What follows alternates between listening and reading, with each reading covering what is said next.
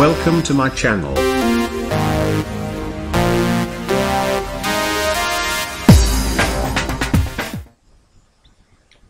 মৰমৰ ছাত্ৰ-ছাত্ৰীসকল আৰু বন্ধু-বান্ধৱীসকল আজি আমি টেন্সৰ পাৰ্ট 3 অধ্যয়ন কৰিম আৰু এই পাৰ্ট 3 ত আছে past tense. So I think all of you know past tense has 4 forms. অৰ্থাৎ past tenseৰ 4টা ভাগ আছে বুলি তোমালোক সকলো ইতিমধ্যে জানা বুলি মই ভাবি লৈছো. তথাপি আকৌ এবাৰ আমি চাই লম এই 4টা ভাগ কিনো. প্ৰথমটো হ'ল simple past tense or past indefinite tense. Next past continuous tense.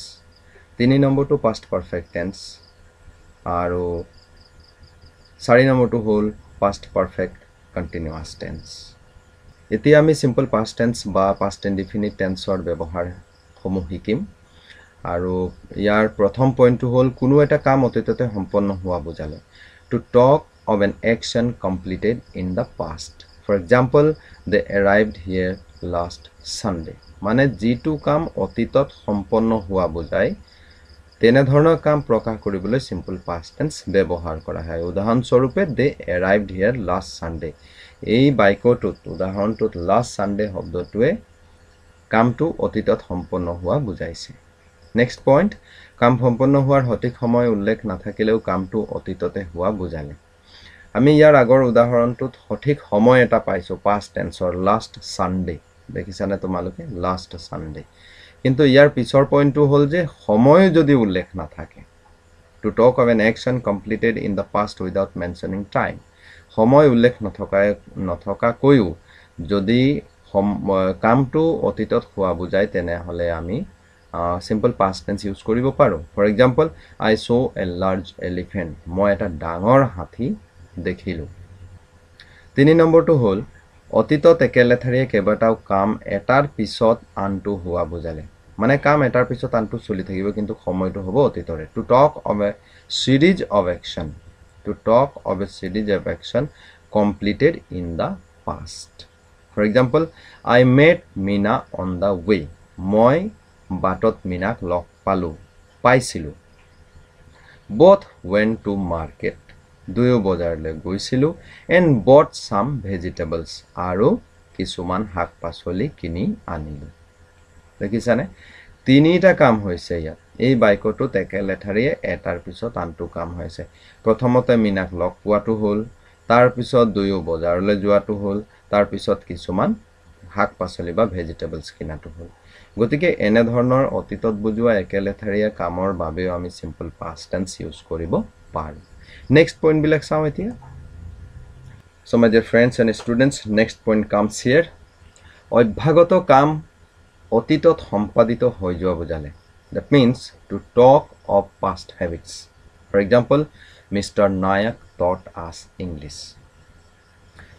মৰমৰ ছাত্ৰ-ছাত্ৰীসকল মনত ৰাখিবা এই teach ভাৰ্বৰ past form ততৰ কাৰণে আমি বুজিবলৈ সক্ষম হৈছো যে এইটো simple past tenseৰ বাক্য বা past indefinite tenseৰ বাক্য. আৰু অন্য একো শব্দ নাই ইয়াত তেনে যিটো শব্দ চালে বা পঢ়িলে আমি গম পাম যে এইটো অতীতত হৈ যোৱা এটা অভ্যাসৰ কথা বুজাইছে বা ইংগিত দিছে. ইয়াত এই বাক্যটোৰ অৰ্থ যেটো হৈছে মিস্টাৰ নায়ক taught us English মানে মিস্টাৰ নায়কে আমাক ইংৰাজী শিকাইছিল. মনত ৰাখিবা এদিন শিকোৱা নাছিল বা দুদিন শিকোৱা নাছিল. তেওঁ অভ্যাগতভাৱে কেবা দিনো কেবা মাহ কেবা বছৰ শিকোৱা বুলি এই বাক্যটোৱে অৰ্থ প্ৰকাশ কৰে. নেক্সট পইণ্ট কোনো কাম অলপ আগতে আৰম্ভ এতিয়ালৈকে চলি থকা বুজালে. To talk of an action that started just before some time and runs till now. ছাত্ৰ-ছাত্ৰীসকল মনত ৰাখিবা যে এই পইণ্টটোৱে এনে এটা কামৰ কথা কৈছে যেটো কাম অলপ আগতে অতীততে আৰম্ভ হৈ গৈছে আৰু বৰ্তমানলৈকে কামটো চলি আহিছে. He came to see me. মানে তেওঁ মোক লগ পাবলৈ আহিছে. তাৰমানে তেওঁ অহা কামটো অলপ আগতে হৈ গ'ল. গুচি যোৱা কামটো হোৱা নাই. তেওঁ অহা কামটোহে হৈছে আৰু তেওঁ মোৰ ওচৰতে আছে. তেওঁ মোক দেখা কৰিবলৈ আহিছে বা লগ পাবলৈ আহিছে. নেক্সট পইণ্ট অতীতৰ সাধাৰণ উক্তি বা বাস্তৱ কথা প্ৰকাশ কৰিবৰ বাবে এই টেন্স ব্যৱহাৰ কৰা হয়. To talk of facts or general statements in the past. Look at the example. Cell phones looked quite different 10 years ago. মানে 10 বছৰৰ আগতে মোবাইল ফোনৰ যেটো লুক মানে দেখাত সম্পূৰ্ণ বেলেগ আছিল বুলি কৈছে আচ্ছা এইখিনিতে মই এটা কথা তোমালোকক কৈ দিওঁ সেলফোন বা মোবাইল যেটো শব্দ এটো ইংৰাজী শব্দ আৰু ইয়াৰ অসমীয়া অৰ্থ বহুতেই নাজানে আমাৰ সৰু সৰু ল'ৰা ছোৱালীবিলাক তোমালোকৰ বয়সৰ ল'ৰা ছোৱালী বহুতেই নাজানে মোবাইল বুলিয়ে কওঁ আমি কিন্তু মোবাইল বা সেলফোনৰ অসমীয়া অৰ্থ হ'ল দূৰভাষ বা ভ্ৰাম্যভাষ এটো মনত ৰাখিবা গতিকে এই দূৰভাষ বা ভ্ৰাম্যভাষ দেখাত 10 বছৰ আগতে সম্পূৰ্ণ বেলেগ আছিল বুলি কৈছে 10 বছৰ আগৰ কথা কৈছে ইয়াতে এটা শব্দ আছে 10 years ago এই এগো শব্দটোৱে অতীতকাল বুলি বুজাইছে আৰু এনে ধৰণৰ সেন্টেন্স লিখোতে যেটো সেন্টেন্স একেবাৰে বাস্তৱ সত্য কথা বা সাধাৰণ উক্তি হ'ব পাৰে এনেকুৱা ধৰণৰ বাক্যবিলাক আমি সিম্পল পাষ্ট টেন্সত প্ৰকাশ কৰিব পাৰো so now look at the next points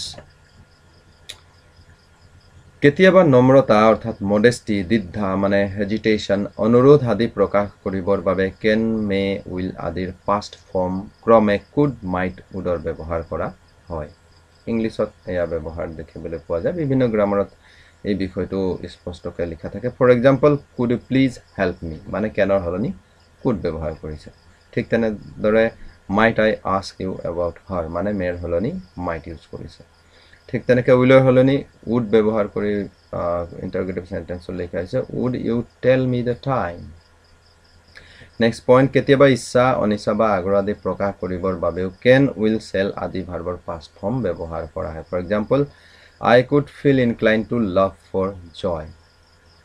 He would not refuse to tell us the secret. তাৰমানে would, could, shall আদি ভাৰ্বৰ পাষ্ট ফৰ্ম যে ব্যৱহাৰ কৰা হয় কেনেদৰে কি পৰিস্থিতিত ব্যৱহাৰ কৰে হেয়া ইয়াত স্পষ্টকৈ উদাহৰণ হিচাপে উদাহৰণ দি পেলাই দেখুৱাই দিয়া হৈছে Next point বৰ্তমানৰ অৰ্থ এটা প্ৰকাশ কৰিবলৈ it isৰ পাছত past indefinite tense ব্যৱহাৰ কৰিব পাৰি For example it is time we went to bed যিবিলাক sentence it isৰে আৰম্ভ হয় it is time we went to bed it isৰে আৰম্ভ হোৱা বাক্যবিলাকৰ যেটো মেইন ভাৰ্ব হে ভাৰ্বটো আমি past ফৰ্মত লিখিব লাগে আৰু মৰ্ম ছাত্ৰ ছাত্ৰীসকল মনত ৰাখিবা এনে ধৰণৰ বাক্য কাৰেক্ট টেন্সৰ কাৰণে পৰীক্ষাত আহে তাৰ মানে এই যে when ভাৰ্বটো দেখিছা এইটো পজিশনত গো বা বেলেগ কিবা ভাৰ্ব প্ৰেজেন্ট ফৰ্মত দি দিবা আৰু তাক কাৰেকচন কৰিব লাগে তেতিয়া আমি ভাৰ্বটোৰ পাষ্ট ফৰ্ম লিখিম কিয় পাষ্ট ফৰ্ম লিখিম ইট ইজৰ ব্যৱহাৰ আছে আকলে দেখিছানে ইয়াত পইণ্টটো কৈছে বৰ্তমানৰ অৰ্থ এটা প্ৰকাশ কৰিবলৈ ইট ইজৰ পাছত পাষ্ট ইনডিফিনিট টেন্স ব্যৱহাৰ কৰিব পাৰি বুলি গতিকে আমি এই নিয়মটো ফলো কৰি পেলাই যেতিয়া কাৰেক্ট টেন্সত মূল ভাৰ্ব এটা দিয়ে ইয়াত দিয়া থাকিব বা প্ৰেজেন্ট ফৰ্মৰ ভাৰ্ব এটা দিয়া থাকিব তাক আমি পাষ্ট ফৰ্মত লিখিব লাগিব Now look at the use of past continuous tense. কোনো এটা কাম অতীতত আৰম্ভ হৈ অতীততে চলি থকা বুজালে That means to talk of an action started in the past and was going on in the past. For example, it was raining last night. মানে যোৱা ৰাতি বৰষুণ দি আছিল যোৱা ৰাতি বৰষুণ দিয়া কামটো অতীততে আৰম্ভ হৈছে অতীততে চলি আছিল আৰু অতীততে বন্ধ হৈ গ'ল এনে ধৰণৰ কাম প্ৰকাশ কৰিবৰ বাবে আমি past continuous tense ব্যৱহাৰ কৰিব পাৰোঁ Look at the next point অতীতত এটা কাম চলি থাকুতে আন এটা কাম ঘটিলে চলি থকা কামটো প্ৰকাশ কৰিবলৈ past continuous tense ব্যৱহাৰ কৰা হয় আৰু আনটো কাম simple past বা past indefinite tenseত প্ৰকাশ কৰা হয় To suggest that one activity was going on when another took place in the past That means two activities took place in the past one was going on and another took place For example I was sleeping when the phone rang উদাহৰণ হিচাপে I was sleeping মানে মই শুই আছিলো when the phone rang যেতিয়া ফোনটো বাজিছিল মই শুই আছিলো ইয়াত দুটা কামৰ এটা চলি আছিল আৰু এটা ঘটিছে শুই থকা কামটো চলি আছিল আৰু সেই সময়তে ফোনটো বাজিছে এনে ধৰণে অতীতৰ যেটো কাম চলি থাকে তাক প্ৰকাশ কৰিবৰ বাবে past continuous tense ব্যৱহাৰ কৰা হয় আৰু যেটো কাম পিছত ঘটে বা হয় সেই কামটো বুজাবলৈ simple past বা past indefinite tense ব্যৱহাৰ কৰা হয় নেক্সট পইণ্টটো হ'ল অতীতত কিবা এটা কামৰ বঢ়াটোটা বুজাবৰ বাবে past continuous tense ব্যৱহাৰ কৰা হয় to refer increasing or decreasing of an action মানে কাম এটা অলপ বেছি হোৱা বুজাইছে বা অলপ কম হোৱা বুজাইছে তেনে কামবোৰ প্ৰকাশ কৰিবৰ বাবে past continuous tense ব্যৱহাৰ কৰা হয় For example, it was getting darker.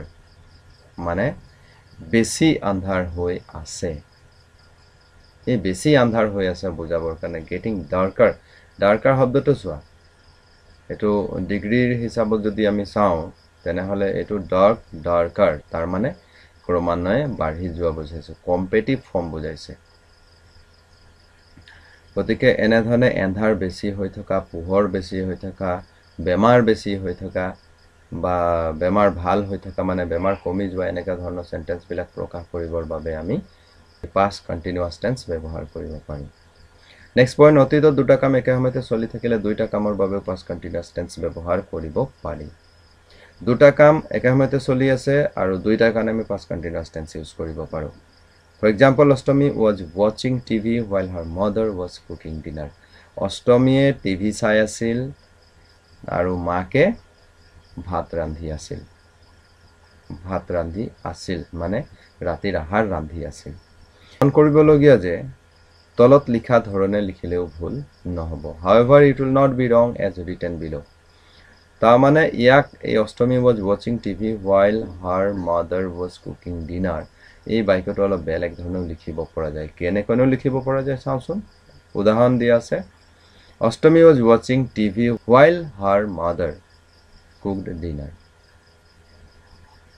Ostami was watching TV while her mother cooked dinner তাৰ মানে এটা past continuous tenseত লিখা হৈছে আৰু আনটো past simple past tenseত বা past indefinite tenseত লিখা হৈছে তাৰ মানে অতীতত চলি থকা দুটা কামৰ বাবে যেটো দুইটা কামে চলি থাকিব আৰু দুইটা কামৰ বাবে আমি past continuous tense দুইটাই past continuous tenseত লিখিব পাৰো বা এটা past continuous tenseত লিখিলো আৰু আমি আনটো simple past tenseতো লিখিব পাৰো ভুল নহয় নেক্সট কিনো আছে নেক্সট অকমান ইম্পৰ্টেন্ট কথা আছে মনত ৰাখিবলগীয়া এখিনি আমি আসলতে পাইছো Present continuous tense দ্বাৰা তলত দিয়া ভাৰ্ববোৰ past continuous tenseতো ব্যৱহাৰ নহয় আমি present continuous tense ডিসকাস কৰোতে কিছুমান ভাৰ্ব পাইছিলো যিবিলাক ভাৰ্বৰ লগত ing form ইউজ নহয় continuous form ইউজ নহয় হেই ভাৰ্ব বিলাক past continuous tenseৰ ক্ষেত্ৰতো ব্যৱহাৰ নহয় আৰু তেনে ক্ষেত্ৰত simple past tense ব্যৱহাৰ কৰিব পৰা যায় বা ব্যৱহাৰ কৰা হয় As in the present continuous tense, the verbs listed below cannot be used in the past continuous tense. Also, in such cases,